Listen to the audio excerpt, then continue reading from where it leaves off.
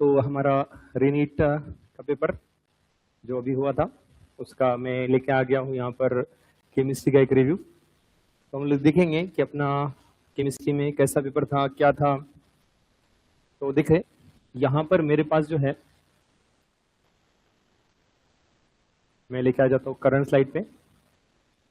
और देखिए हमने क्या किया कि चैप्टर वाइज देख लिए कि अपने यूनिट में कौन से लेसन से कितने क्वेश्चन आए हैं। तो एक एनालिसिस पहले करते हैं और देखेंगे हम लोग टोटल पेपर का एक पोस्टमार्टम करेंगे, देखेंगे कैसे क्वेश्चन थे, उस क्वेश्चन में क्या कंसेप्ट था, कैसे अपना आंसर बनाना था।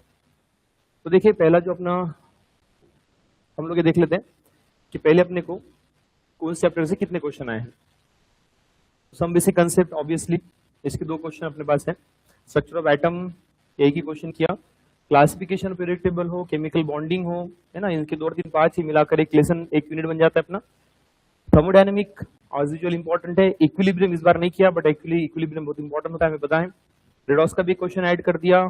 सम बेसिक एज यूजुअल और हाइड्रोकार्बन के 2 क्वेश्चन। फिजिकल केमिस्ट्री बात किया जाए, सॉल्यूशन एंड इलेक्ट्रोकेमिस्ट्री और काइनेटिक एज यूजुअल जितने रहते उतने ही।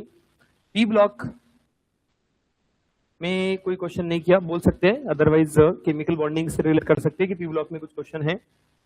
बट शॉकिंग था ये वाला, हमारे लिए शॉकिंग ये था कि यहाँ पर जो लेके आ गया ना डी और एफ ब्लॉक के और कोऑर्डिनेशन के 7 और 4 11 क्वेश्चन लेके आए। 11 क्वेश्चन यहाँ पे है और 3 क्वेश्चन केमिकल बॉन्डिंग और क्लीस के है। तो ऐसे टोटल एक बहुत बढ़िया इनऑर्गेनिक का वेटेज रखा, बैलेंस कर दिया उसका वेटेज को।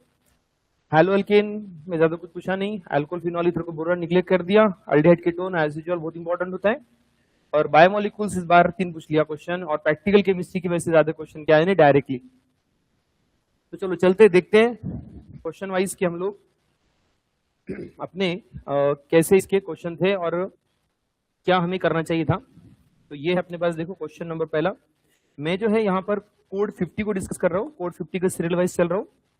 तो जिसमें क्वेश्चन नंबर 46 जो था, है ना, कोड नंबर 50 का अगर मैं जा रहा हूँ तो उसके अकॉर्डिंग टू ये क्वेश्चन नंबर 46 है। तो उसमें सिंपल सा अपने पास बेंजीन था, बेंजीन का ये असाइलेशन कर रहे थे। असाइलेशन करने पर पहले अपने को मिलता है प्रोडक्ट, बेंजीन को लग जाएगा C double bond OCH3 and later on उसमें NaCl। हमें पता है कि ये क्या है, ये हाइलोफॉर्म रिएक्शन करवाता है। तो जब इसकी रिएक्शन करवाएगा तो हमें पता है कि ये अपने पास एक एसिड बन जाएगा और उसका सॉल्ट, है ना, क्लोरोफॉर्म बन जाएगा। तो इस तरह से हमें ऑप्शन में चेक करना था कि ऑप्शन में कौन सा मैच कर रहा है, उससे क्या मैच कर रहा है। तो पी जो है, पी क्या है, पी जो है वो एक कार्बोक्सिलिक एसिड का सॉल्ट है और दूसरा है क्लोरोफॉर्म जो कि एक पॉइजनस गैस है। तो ये बहुत कॉमन रिएक्शन है, हाइलोफॉर्म रिएक्शन। इसको कभी मिस मत करना, कभी भी स्किप मत करना, इस रिएक्शन को बहुत इंपॉर्टेंट होता है। ये मैं यूज टू कहता रहता हूँ, हमने इसके क्वेश्चन बनाए थे और देखिए यहाँ पर भी इजीली अपना आंसर बन गया है। आगे बढ़ते next question. Given below 2 statement है, ये अपना कॉम्प्लेक्स कंपाउंड का हमें बताया कि इसकी टाइप ऑफ मॉलिक्यूल जो था वो MAA3 मॉलिक्यूल। हमें बताएं MAA3 मॉलिक्यूल में ऑप्टिकली वो एक्टिव होता है because of absence of symmetry, है ना, उसमें कोई सिमेट्री नहीं है करके ऑप्टिकली एक्टिव होता है, उसमें वो कायरल होता है ना, तो वो कायरल होता है। बट जो ट्रांस है, ट्रांस हमें बताया कि इसके जो फॉर्म होते हैं, जैसे अगर ये टाइप ऑफ मॉलिक्यूल देखा जाए तो मेटल है और उसमें हम लोग ट्रांस बनाने वाले हैं, तो ये यहाँ पे ऐसे लगा दिया, इसको ऐसा लगा दिया, तो ये ट्रांस जो बन गया, तो यहां से खचड़ खचड़ यहाँ पे से एक सिमेट्री जाएंगे ना, तो अगर वो सिमेट्री जाएंगी तो ट्रांस जो होगा, ट्रांस वो ऑप्टिकली एक्टिव नहीं होगा। लेकिन उसने क्या बताया, trans is a chiral. Trans chiral नहीं होगा तो पहला स्टेटमेंट करेक्ट है और दूसरा इनकरेक्ट है। फर्स्ट करेक्ट है, दूसरा इनकरेक्ट है। फर्स्ट करेक्ट है, दूसरा इनकरेक्ट है। फर्स्ट करेक्ट है, दूसरा इनकरेक्ट है। वो अपना आंसर बनने वाला है फर्स्ट करेक्ट, दूसरा इनकरेक्ट। तो ये बहुत सिंपल एनसीईआरटी में गिवन है, ये भी पॉइंट एनसीईआरटी में गिवन है, जाके चेक करो, कोऑर्डिनेशन कंपाउंड में गिवन है। हम लोग इसको डिस्कशन में ऑलरेडी लेके आ चुके हैं। यस, ये देखिए बड़ी अच्छा क्वेश्चन था, कार्बोकेटायन के बारे में पूछा था कि कार्बोकेटायन में ये कार्बोकेटायन स्टेबलाइज क्यों है। हमें पता है रेजोनेंस स्टेबलाइज है, तो उसमें हमें बताया कार्बोकैटायन में पाई स्टार में तो इलेक्ट्रॉन नहीं रहते हैं, है ना, पाई स्टार में इलेक्ट्रॉन नहीं रहते हैं, तो sigma and field pi orbital से वो अपने आप में इंटरेक्शन में जाता है और स्टेबल हो जाता है। तो एक सिंपल सा क्वेश्चन। फिर ये एलम के बारे में क्वेश्चन आया था, एलम। तो गाइज जो अपना एलम है, अदरवाइज अपना जो मोर सॉल्ट है, ये बहुत इंपॉर्टेंट सॉल्ट है ना, इसको बहुत अच्छे से करके रखना है। अपना पोटेश एलम अगर आपको बताएं, है ना, तो पोटेश एलम हो या फिर मोर सॉल्ट हो, ये दोनों कंपाउंड जो है बहुत इंपॉर्टेंट कंपाउंड है। ये दोनों कंपाउंड यूज टू पूछता रहता है, चाहे वो फिर पोटेश एलम हो अदरवाइज मोर सॉल्ट हो। ऐसा ही एक कैर्नलाइट, ये तीनों चीजें कॉम्प्लेक्स कंपाउंड में गिवन है, तो हम लोग बोल सकते हैं कि ये भी एक एलम। तो हमें बताया कि पोटेश एलम, एलम एक जनरल फॉर्मूला होता है, उसमें पोटेश एलम दिया है, तो वो K2SO4 Al2SO4 thrice and 24H2O रहता है। और अभी पूछा था पोटेशियम का और सल्फेट का रेशो, तो पोटेशियम यहाँ पे 2 है, पोटेशियम 2 है, और सल्फेट अगर देखा जाए तो सल्फेट कितने हैं रे, सल्फेट कितने हैं देखिए वहां पर, तो यहाँ पर सल्फेट अपने इधर के 1 और 3 4 हो जाएंगे, तो रेशो आ रहा है 2:4, नथिंग बट 1:2 का, पोटेशियम 1 और इसका 2 का रेशो अपना बनेगा। तो एक बहुत सिंपल सा क्वेश्चन अपना ये बन जाएगा। तो देखिए सारे क्वेश्चन डिफिकल्ट ऐसा नहीं है, इजी क्वेश्चन भी थे, डिफिकल्ट हाँ मैं मानता हूँ कि इस टाइम रीनीट में केमिस्ट्री का लेवल बड़ा अच्छा आया।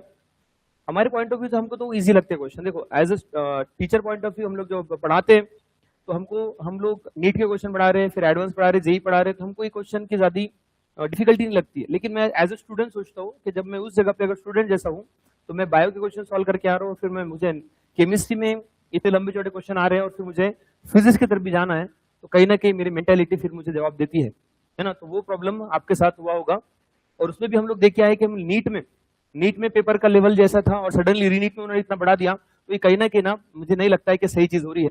इसमें कुछ ना कुछ करना चाहिए, एक लेवल मेंटेन होना चाहिए, एक लेवल बहुत ज्यादा भी ना हो तो बहुत कम भी ना हो, लेवल अच्छा हो, नो बहुत तगड़ा लेवल है, बट उसका एक मेंटेनेंस रहे कि हर साल आपको बता दो कि हमें कौन से एक्चुअली टारगेट क्या है, कौन सा लेवल रखना है। कभी अप एंड डाउन करने से बच्चा बड़ा परेशान में आ जाता है, बहुत परेशानी उसको बच्चे को होती है। ये चीज समझने की जरूरत है, एनटीए को बहुत इंपॉर्टेंट है ये चीज को समझना, है ना। एनटीए ने कभी एग्जाम देना चाहिए तब उनको समझ में आए, ये लोग एग्जाम देते नहीं है, बस पेपर बनाते हैं, तो हमें प्रॉब्लम हो जाती है ना, बच्चों को प्रॉब्लम देते हैं। तो पेप्टाइड और प्रोटीन के बारे में करेक्ट स्टेटमेंट क्या है पूछा है, हमें बताएं। बीटा पिलिटेड शीट, ये एनसीईआरटी में, टोटल एनसीईआरटी में जाके बायोमोलिक्यूल्स का क्वेश्चन है, एनसीईआरटी में इसका पॉइंट दिया है कि beta pleated sheet structure peptide chain are held together by intermolecular hydrogen bonding. Yes, तो वो हाइड्रोजन बॉन्डिंग अपने को मिलती है। प्राइमरी स्ट्रक्चर में क्या होता है, सेकेंडरी में क्या होता है, टर्शियरी में क्या होता है और क्वाटरनरी में क्या होता है, चारों स्ट्रक्चर के बारे में एनसीईआरटी में गिवन है। एनसीईआरटी बेस्ड क्वेश्चन है, बायोमोलिक्यूल्स का क्वेश्चन है। नेक्स्ट क्वेश्चन, यस बढ़िया क्वेश्चन है। देखिए पॉइंट क्या है, यहां पे हमें बोला था राउंड ऑफ करने के लिए, है ना, 3 डिजिट में उसको। तो द पॉइंट इज दैट कि अगर अपने पास यहां पर भी 5 है, यहां पर भी 5 है ना, तो पॉइंट क्या है कि अगर उससे पहले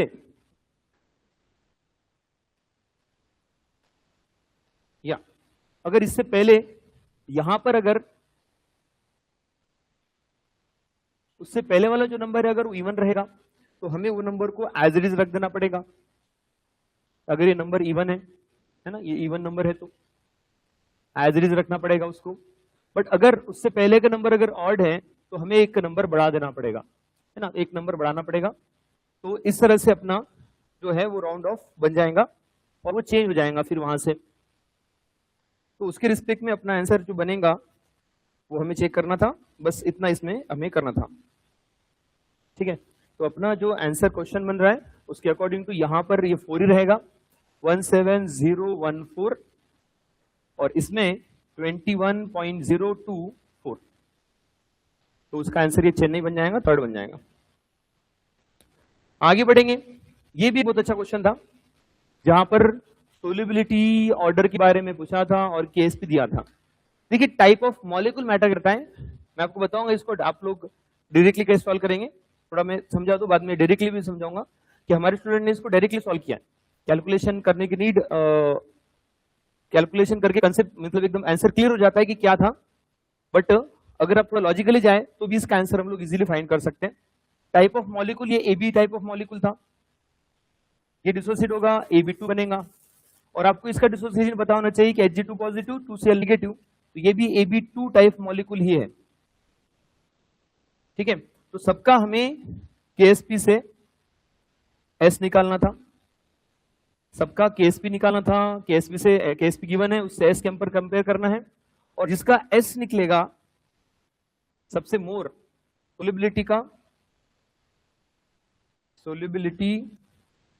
का डायरेक्ट रिलेशन है उसके सोल्युबिलिटी की वैल्यू से, सोल्युबिलिटी ऑर्डर का। तो सोल्युबिलिटी जिसका मोर होगा, उसका जिसकी वैल्यू सोल्युबिलिटी की मोर आएंगे, उसका सोल्युबिलिटी ऑर्डर हम लोग डायरेक्ट रिलेट कर देने थे। तो यहां पर हमें ये करना है, तो यहां पे दिख क्या रहा है कि ये जो पहले वाला है AB टाइप का है और उसकी KSP दी है 5 × 10⁻13, तो उसका जब KSP हम लोग निकालते हैं, KSP से S निकालते हैं, तो वो कुछ समथिंग आता है 7 × 10⁻3 -7। ठीक है, इससे निकाल लेते हैं, फिर इन दोनों का भी हम लोग कंपेयर करते हैं, इन दोनों का भी हम लोग S निकालते हैं, और जिसका S सबसे ज्यादा आएगा उसकी सोल्युबिलिटी सबसे मोर आने वाली है। तो यहां पर देखिए ये दोनों सेम टाइप के सॉल्ट है, मैं आपको बताता हूं, इसको आप कैलकुलेट तो कर लिया, अब कंसेप्ट कैसे लगाना है।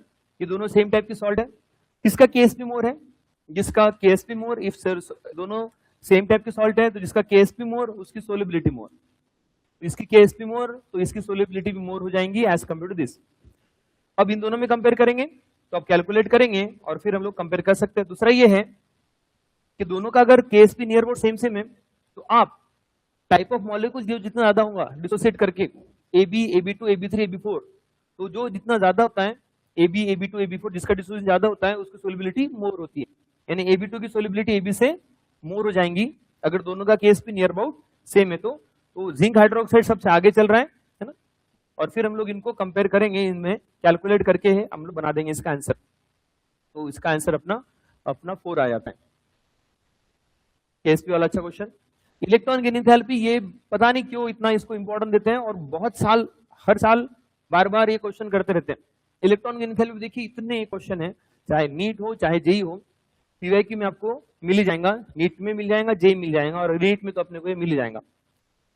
तो हमें याद रखना है कि फ्लोरीन हर जगह जीतता है ना, फ्लोरीन हर जगह जीत रहा है, बट एक जगह पे क्लोरीन की वैल्यू मोर है, that is electron gain enthalpy में क्लोरीन आगे है। बस सिंपल सा क्वेश्चन, इलेक्ट्रॉन का एक क्वेश्चन। यस, ये क्वेश्चन भी अच्छा लगा। Ideal solution form by mixing P and Q, जिसका डेल्टा H 0 और डेल्टा V B 0 है बोलते हैं। तो आइडियल सॉल्यूशन वैसा होता है, बिल्कुल ये स्टेटमेंट राइट है। And no interaction occur between P and Q, there is a no interaction occur between P and Q। तो क्या ऐसा है, क्या डेल्टा H की वैल्यू 0 होती है और डेल्टा V की वैल्यू V होने के लिए कोई इंटरेक्शन नहीं होता? तो सोल्यूशन में तो AA चाहे वो आइडियल हो नॉन आइडियल हो, BB एंड AB इंटरेक्शन तो होता ही है, और इन केस ऑफ आइडियल ये तीनों इंटरेक्शन इक्वल होते हैं करके उसकी वैल्यू 0 होती है, ना कि इंटरेक्शन ना होता है। नॉन आइडियल में ये इंटरेक्शन होते हैं और वो अनइक्वल होते हैं करके उनकी वैल्यू 0 नहीं होती है, बट यहां पर इनकी वैल्यू 0 होने का रीजन होता है इन सबका इंटरेक्शन की वैल्यू सेम होता है। तो यहां पर जो लिख दिया है कि कोई इंटरेक्शन ही नहीं होता है, ये टोटली रॉन्ग स्टेटमेंट बता दिया है ना। तो पहला स्टेटमेंट राइट है, दूसरा रॉन्ग है, ये उसका आंसर होना चाहिए। यस, ये भी अच्छा क्वेश्चन लगा, इसको प्रैक्टिकल केमिस्ट्री का बोल सकते हैं डायरेक्ट इनडायरेक्टली, बट ये वैसे बायोमोलिक्यूल्स को कंसीडर करेंगे तो फिर ठीक है। अमाइनो एसिड, वो कौन सा अमाइनो एसिड है जो रेड ब्लड कलर देता है सोडियम फ्यूजन के साथ जब सोडियम नाइट्रोक्लोराइड को लिख जाते हैं? आपको बताएं ये प्रैक्टिकल केमिस्ट्री अपन जब हम लोग दिख रहे हैं क्वालिटेटिव क्वांटिटेटिव एनालिसिस, अपना जो 11 का लास्ट बट वन लेसन है प्यूरिफिकेशन वाला लेसन, उसकी जो एनसीईआरटी में जो पॉइंट्स दिए प्यूरिफिकेशन क्वालिटेटिव क्वांटिटेटिव एनालिसिस में, उसमें बताया नाइट्रोजन एंड सल्फर के लिए, नाइट्रोजन और सल्फर के लिए नाइट्रोप्रोसाइड वाली टेस्ट वो करता है। तो अभी हमें ये अमाइनो एसिड चेक करना है, वो अमाइनो एसिड जो जिसमें नाइट्रोजन और सल्फर दोनों है। तो अब ये टास्क हमें थी कि यहाँ पे से वो अमीनो एसिड फाइंड करना था जिसमें नाइट्रोजन और सल्फर दोनों प्रेजेंट है। सल्फाइड लिंकेज वाला अमीनो एसिड इथियोनाइन होता है और वही अपना यहाँ पे आंसर बन जाता है। तो बायोमोलिक्यूल्स का एक और क्वेश्चन आ गया। ये देखिए इलेक्ट्रोकेमिस्ट्री का क्वेश्चन बड़ा अच्छा लगा और ये अपना एक फेवरेट क्वेश्चन है। इलेक्ट्रोकेमिस्ट्री में ये क्वेश्चन बहुत फेवरेट है हमारा। देखिए इनॉट वैल्यू ये एक एडिटिव वैल्यू नहीं होती है, इट्स इंटेंसिव, तो इसको डायरेक्ट ऐड नहीं कर सकते। तो ऐड नहीं कर सकते तो क्या करना पड़ेगा, इक्वेशन बनाना पड़ेगा अपने को। Fe2 पॉजिटिव से Fe जाके Fe3 से Fe2 जा रहा है, ये इक्वेशन को हमें बनाना है, जबकि गिवन है ये दिया क्या है Fe3 positive that gives Fe2 positive with, अरे कहां चले गए हम, या अपना क्वेश्चन कौन सा चल रहा है, कौन सा क्वेश्चन चल रहा है अपना, ये तो हो गया। यस ये क्वेश्चन चल रहा है अपना 56। तो Fe2 पॉजिटिव मैं कर रहा था इसको, आप इधर आ जाइए महाशय। तो मैं ये कर रहा था कि Fe2 positive with electron that gives Fe2 positive, Fe3 में इलेक्ट्रॉन ऐड किया है Fe2 बना। तो ये है जो अपने को चाहिए। और हमें गिवन क्या क्या है, गिवन ले लेते हैं। तो हमें गिवन है सबसे पहले Fe3 से डायरेक्ट 3 इलेक्ट्रॉन गेन करके Fe में, जिसकी वैल्यू दी है 0.04। अब क्या है ना कि ये इसका E नॉट है, तो हम लोग उसको G नॉट में कंपेयर करेंगे। Delta G not 1 is equals to minus उसकी n की वैल्यू, माइनस फॉर्मूला क्या है, delta G not is equals to minus NF E not cell. तो n की वैल्यू कितनी है उस रिएक्शन में 3, F को ऐसे रहने दो, और E जो है अपना माइनस 0.04, माइनस 0.04 वोल्ट। ठीक है, तो ये बन जाएगा इसके लिए पहला delta G not. Second Fe2 positive with 2 electron that gives Fe delta G2। तो इसकी वैल्यू जो है ये 2 इलेक्ट्रॉन है यहाँ पर, उसमें F को ऐसे रहने दो, और ये आ जाएगा माइनस 0.44। अब हमें इस इक्वेशन को बनाना है, तो बताइए क्या करना चाहिए। इस इक्वेशन को बनाने के लिए इक्वेशन नंबर 1 और इक्वेशन नंबर 2 को कुछ ऐसी कमांड देनी है जिससे अपनी डिमांड कंप्लीट हो जाए। तो रिमांड में ले लेना पड़ेगा उसको पहले, है ना। तो हम लोग रिमांड में लेते हैं इस क्वेश्चन के लिए। क्या करते हैं, क्या करना चाहिए, तो रिएक्टेंट साइड में रहने दो उसका एज इट इज। यहां पर Fe2 पॉजिटिव प्रोडक्ट में चाहिए, इधर नहीं है, तो रिवर्स कर दो फर्स्ट को। डेल्टा G फाइनल उसको बनाने के लिए हमें करना पड़ेगा डेल्टा G1 माइनस, उसको रिवर्स कर दो सेकंड को रिवर्स कर दो डेल्टा G2। तो डेल्टा G3 जो अपना बनेगा अपनी इक्वेशन में, उसका माइनस अपना n की वैल्यू 1, F E नॉट की वैल्यू हमें कैलकुलेट करना है, बराबर डेल्टा G1 हमारे पास ऑलरेडी है, ये वाली वैल्यू आ चुकी है minus 3 F 0.04 and this is minus of minus 2 F minus 0.44 volt. तो बस हमें अब यहां पर ये F को कैंसिल कर देते हैं, और अब हम लोग इसका E नॉट निकाल लेते हैं। तो इसका E नॉट हम लोग यहां से निकालेंगे, तो वो कैलकुलेट करके अपना आंसर बनता है, और वही इसका आंसर आ जाएगा। तो ये क्वेश्चन बहुत अच्छा क्वेश्चन है इलेक्ट्रोकेमिस्ट्री का, बहुत बढ़िया क्वेश्चन। ठीक है, यहां से आपका कितना आंसर बना, यस, जो क्या आता है 0.76 वोल्ट।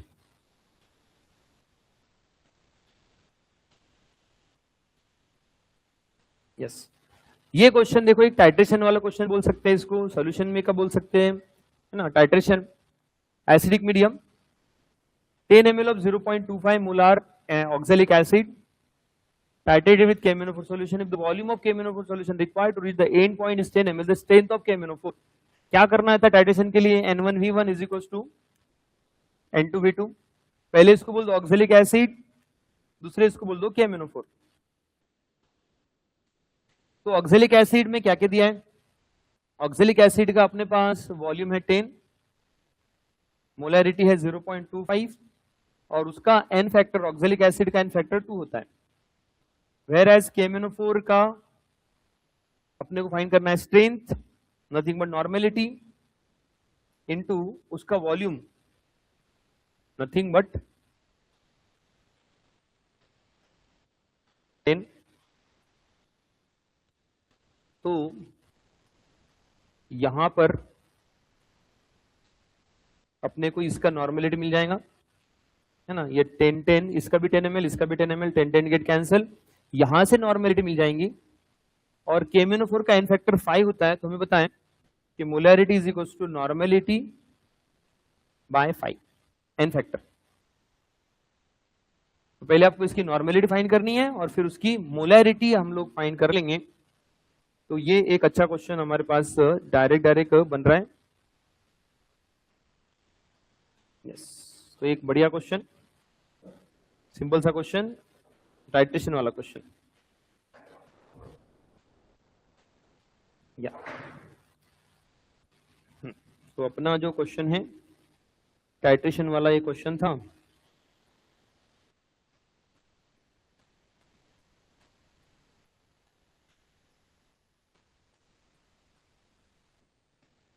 चलो, टाइट्रेशन का क्वेश्चन आना ही था और आ गया यहां पर, है ना। आगे बढ़ते हैं।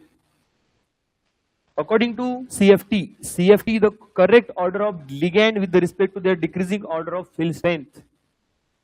हमें इसका ऑर्डर लर्न करने की ट्रिक हमारे पास होनी चाहिए।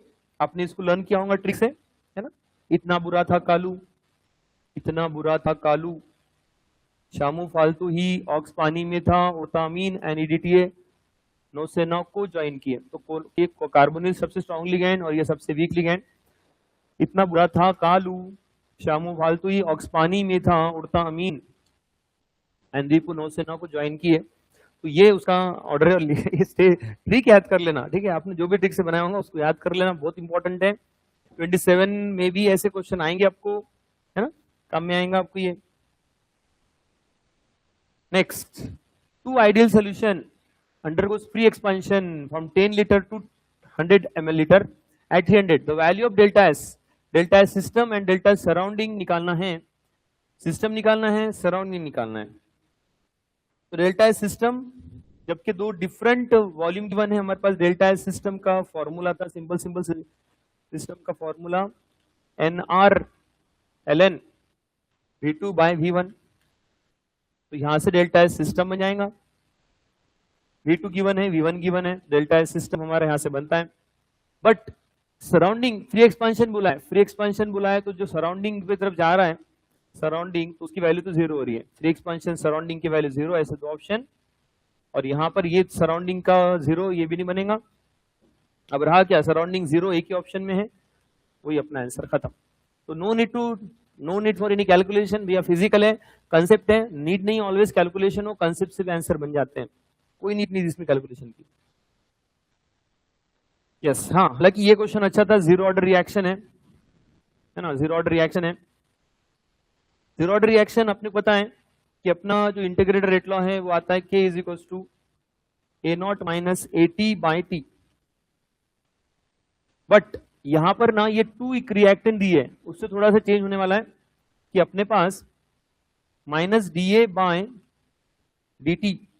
अब यहां पर क्योंकि ये 2 रिएक्टेंट है इनिशियली, थोड़ा सा चेंज इसमें आएगा कि ये माइनस हाफ हो जाएगा, minus half DA by DT is equal to K। तो इस तरह से हम लोग इसका बनाएंगे। और अब इसका जो K है DA बाई DT, इसका रेट है ना, इसको इधर लेके आ जाएंगे तो 2K के बराबर। तो यहां पर ये जो 2K आया है K, तो यहां पर अपन K की वैल्यू ले लेंगे, 2K आ जाएगा।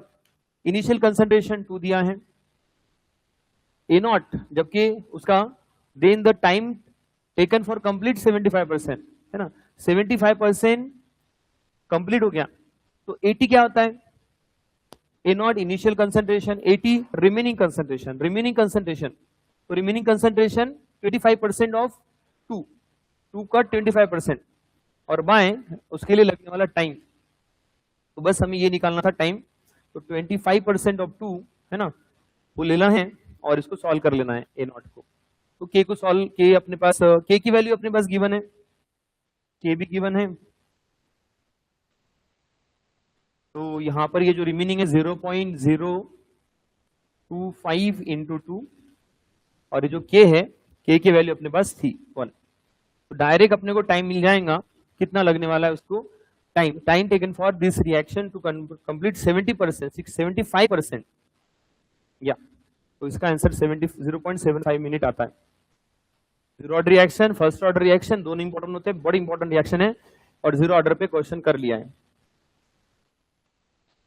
यस, ये NCERT based question, NCERT based question इस बार डी ब्लॉक के क्वेश्चन आए हैं, तो एनसीईआरटी बेस्ड आए हैं।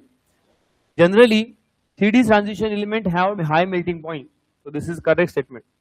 Involvement of 3D electron in the addition of 4s electron in the interatomic metallic bonding. Involvement of 3D electrons in addition of 4s electron in the interatomic metallic bonding. तो बिल्कुल जब उसके बाद unpaired electron होते हैं तो interaction, और मुझे लग रहा है कि ये उसका करेक्ट एक्सप्लेनेशन है ये, क्योंकि ये एनसीईआरटी की लाइन है दोस्तों, जाके थोड़ा चेक करो, ये एनसीईआरटी की लाइन है, तो ये करेक्ट एक्सप्लेनेशन उसका बनेगा, क्योंकि अनपेड इलेक्ट्रॉन से उसका मेल्टिंग पॉइंट बढ़ता है। देखिए ये जो है ना, क्या आपको बताएं कौन सा इक्वेशन है, ये इलेक्ट्रोकेमिस्ट्री में जहां पर अपने को वीक इलेक्ट्रोलाइट, स्ट्रॉन्ग इलेक्ट्रोलाइट के बारे में बताया है, वहां पर इसका इक्वेशन भी हमें दिया है, और वहां पर ही ये ग्राफ दिया है अपने को। तो अपने पास हुकेल ओंसगार है ना, हुकेल डेबाय हुकेल ओंसगार जो इक्वेशन था, वो अपना ये इक्वेशन, इस इक्वेशन से ये अपना बनता है, इसका आंसर इस इक्वेशन से बनेगा, where this is the molar conductivity at given concentration, molar conductivity at given concentration, molar conductivity at infinite dilution, A is a constant and C is a concentration। तो यहां पर हमें ये जो है स्लोप, उसके बारे में बोला था 90, और यही स्लोप की वैल्यू 90 है, और बोला है कि कंसंट्रेशन 0.01, तो यहाँ पे कंसंट्रेशन दिया है 0.01, ए की वैल्यू बता दिया है 90 है, ठीक है। एंड हमें और क्या चाहिए,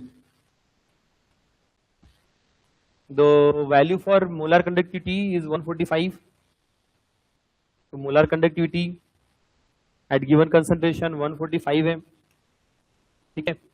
और अभी हमें ये निकालना है, तो इसको जब हम लोग कैलकुलेट करते हैं तो जो वैल्यू आती है अपने को, वो आ जाती है 154 eight infinite dilution, molar conductivity eight infinite dilution जो आ जाती है 154।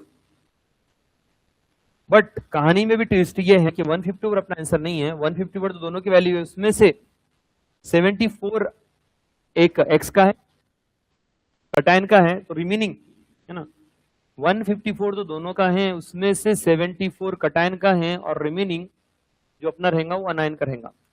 इस अनायन की वैल्यू पूछ रहा है, इसमें से माइनस कर देंगे तो वो अपना आंसर बन जाएगा, Delhi will be the answer question. Yes, next question. इस क्वेश्चन में अपने को, इस क्वेश्चन के लिए हमें बस कुछ नहीं, अपने को बनाना है, ये अपना मोल रेशियो का कंसेप्ट है। ब्यूटेन, ब्यूटेन का कंबशन कर दो, ब्यूटेन का कंबशन करेंगे, ब्यूटेन क्या होता है C4H है ना, C4H10 होगा, उसका कंबशन कर देंगे तो 4CO2 बनेगा, H2O बनेगा, बैलेंसिंग करेंगे। अभी क्या चाहिए अपने को, the complete amount of CO2, तो CO2 बनाना है, बस इन दोनों कंपेयर करना है। और जो C4H10 है उसका जो मोलर मास आता है वो आता है 116 अपने को गिवन है मोलर मास, सॉरी।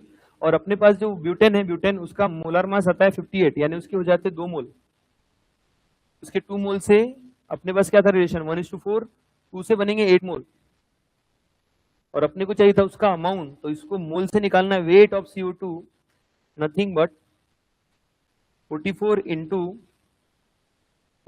8, तो ये अपना आंसर रहने वाला है। 44 into 8, that will be the correct answer of this question, है ना। 352, कुछ लोग 362 बनाकर भी आए हैं, कैलकुलेशन रॉन्ग करके आए हैं, इवन दो कुछ भी क्वेश्चन नहीं है। यस, देखिए अरेनियस, नीट में भी अरेनियस के क्वेश्चन आए थे, तो आपको चाहिए था कि आप अरेनियस के क्वेश्चन अच्छे से बना लेते। सबसे पहले हमने यही किया, नीट में जब अरेनियस के क्वेश्चन आए हैं तो हमने रीनीट के लिए अरेनियस के क्वेश्चन के ही इक्वेशन को प्रिपेयर करवाया था। तो यहां पर भी एक्टिवेशन एनर्जी आ गया, हमारे पास इक्वेशन होता है, उस इक्वेशन से हम लोग जाएंगे। एलिमेंट रिएक्शन बताइए अपने को, एक एलिमेंट रिएक्शन बताई है, तो अपना जो इक्वेशन रहता है K इज इक्वल्स टू ए ई के पावर है माइनस ई ए बाय आर टी, ln लगा देंगे, नेचुरल लॉग ln के हो जाएगा, माइनस ई ए बाय आर टी बन जाएगा, प्लस ln ए बन जाएगा। अब इसमें क्या चाहिए बोला है, the temperature at which the rate constant become e, तो यहां पर अपने को बोल दिया है तो इतना होने वाला ln E2, हमें बताया कि ln E की वैल्यू 1 होती है ना। और अपने को चाहिए activation energy, the energy of activation is, activation energy भी गिवन है माइनस 0.06 किलो जूल में है, मैं 1000 कर देता हूं तो जूल में हो जाएंगी।